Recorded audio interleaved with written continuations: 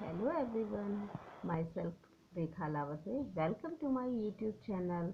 आप सभी का मेरे इस यूट्यूब चैनल में स्वागत है। आज मैं आपको एलपी हिंदी बीएड 4 सेमेस्टर के अंतर्गत रूपांतरण के नियम बताने जा रही हूँ, जिसे हम भाषा रूपांतरण के नियम कहते हैं। इंग्लिश में इसे ट्रांसलेशन कहते हैं। तो देखिए दोस्तों, इसका सिनॉप्सिस देखिएगा। भाषा रूपांतरण के नियम ट्रांसलेशन के सिनॉप्सिस इस प्रकार हैं।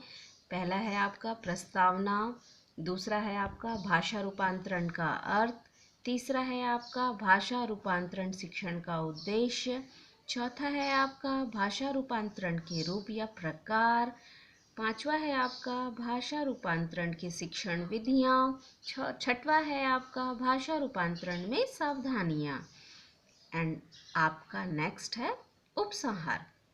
तो चलिए दोस्तों, आज मैं आपको भाषा रूपांतरण, जिसे अनुवाद भी कहते हैं, इंग्लिश में ट्रांसलेशन भी कहते हैं, उसका मीनिंग बताती हूँ। भाषा रूपांतरण या अनुवाद या ट्रांसलेशन से सामान्य आशय हमारा ये होता है कि एक भाषा को किसी दूसरी भाषा में बदलना या अपने विचारों को किसी अन्य भाषाओं में प्रदर्शित करना। भाषा रूपांतरण से अभिप्राय एक रूप या प्रकार से दूसरे रूप या प्रकार में परिवर्तन ही भाषा रूपांतरण कहलाता है।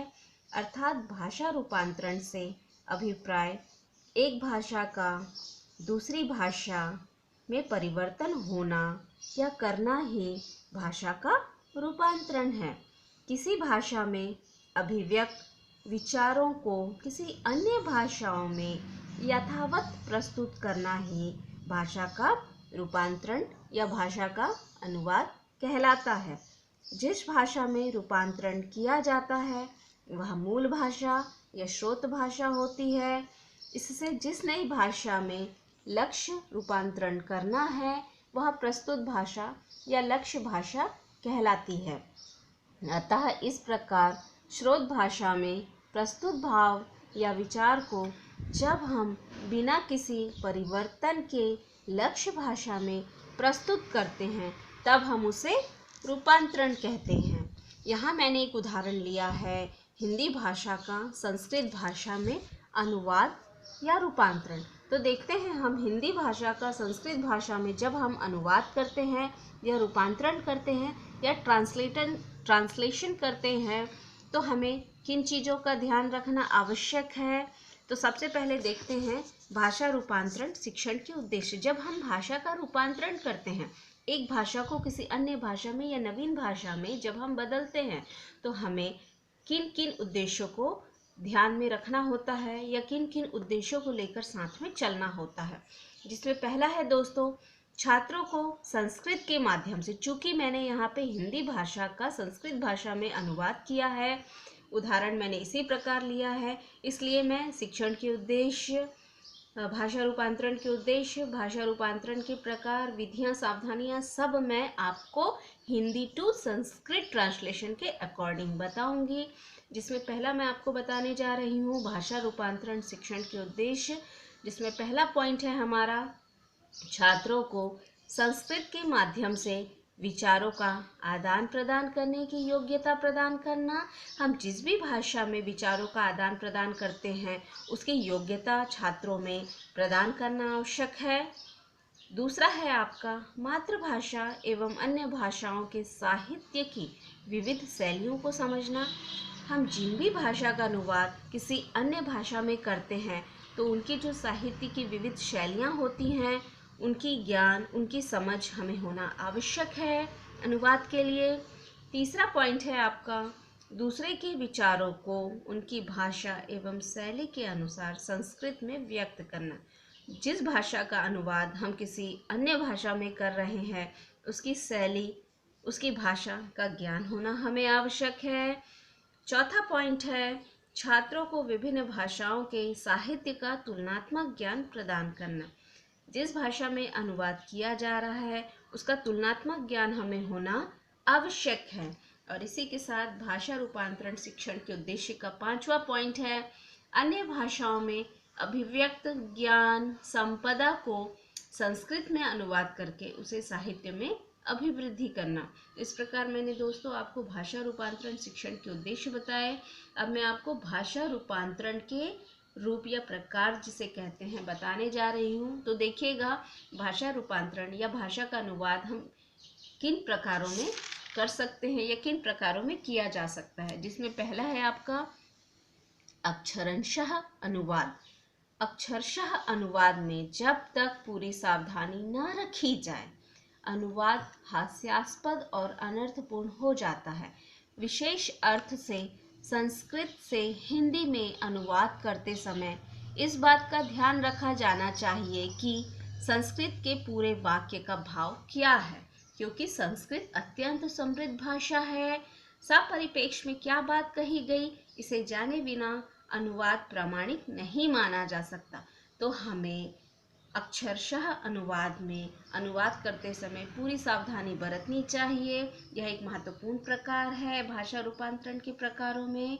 और उसी के साथ दूसरा महत्वपूर्ण प्रकार है आपका तथ्यानुवाद। इस अनुवाद में शब्दों के बदले शब्द न रखकर तथ्यों एवं भावों को प्रधानता देते हुए पहले भावों को समझा जाता है और उन भावों को ही अनुवाद में मूल भाषा की शैली की रक्षा करते हुए व्यक्त किया जाता है। यह तथ्यानुवाद की सर्वोत्तम श्रेणी समझी जाती है और भाषा रूपांतरण के प्रकारों में एक अत्यंत महत्वपूर्ण प्रकार समझा जाता है, क्योंकि इसमें तथ्यों एवं भावों को प्रधानता दी जाती है रूपांतरण के लिए। इसके साथ ही साथ दोस्तों तीसरा प्रकार है भाषा रूपांतरण का छायानुवाद। इस शैली में पहले मूल भाषा के अर्थ को समझकर उसका सारांश दूसरी भाषा में लिख दिया जाता है। इस शैली का दोष यह है कि इससे मूल भाषा की शैली उपेक्षित हो जाती है। इस प्रकार मैंने आपको भाषा रूपांतरण के प्रकार बताए। अब चलिए देखिए दोस्तों, भाषा रूपांतरण शिक्षण की विधियाँ। भाषा रूपांतरण की मुख्य 3 विधियाँ हैं जो इस प्रकार हैं, जिसमें पहला है पुस्तक विधि। इस विधि में अनुवाद शिक्षण के लिए पुस्तकें तैयार की जाती हैं, क्योंकि पुस्तक एक महत्वपूर्ण साधन होता है, एक महत्वपूर्ण शिक्षण सामग्री होती है हमारे लिए। इसके अभाव में अनुवाद असंभव है। देखेंगे इनमें व्याकरण क्रम से मातृभाषा को संस्कृत में अनुदित किया जाता है, पहले सरल तथा उसके बाद मिश्रित वाक्य इस कार्य हेतु प्रयुक्त होते हैं। तो पुस्तक विधि जो है भाषा रूपांतरण की विधियों में अत्यंत ही महत्वपूर्ण विधि मानी गई है। दूसरा है आपका तुलना विधि। इस विधि में पहले छात्रों के समक्ष आदर्श अनुवाद प्रस्तुत किया जाता है, फिर उन्हें मातृभाषा में कोई अनुच्छेद देकर उनसे अनुवाद करने के लिए कहा जाता है। इस अनुच्छेद का अनुवाद भी आदर्श अनुच्छेद की शैली में ही होना चाहिए। इस प्रकार तुलना विधि में जिस भाषा में हमको रूपांतरण करना है या अनुवाद करना है और जिस भाषा से करना है, इन दोनों के बीच तुलना की जाती है। इसी के साथ तीसरी विधि है दुभाषिया विधि। इस विधि में अनुवाद शिक्षण के लिए सभा सम्मेलनों के अभिभाषणों को सुनकर एक एक वाक्य का संस्कृत में अनुवाद करते जाते हैं, ठीक उसी प्रकार जैसे किसी दुभाषिया द्वारा भाषणकर्ता के प्रत्येक वाक्य का अनुवाद उस भाषा में चलता है जिस भाषा को उसके श्रोता भली भांति सुनकर समझते हैं। कहने का तात्पर्य यह है दोस्तों कि दुभाषिया विधि में एक वक्ता होता है जो किसी भाषा को बोलता जाता है। वह वक्ता कवि सम्मेलन का कवि, अभिभाषण करने वाला या कोई भी हो सकता है, और उसके भाषा को सुनकर, उसके विचारों को सुनकर उसका अनुवाद हम उसका श्रवण हम करके अपनी भाषा में उसका वाचन करते हैं।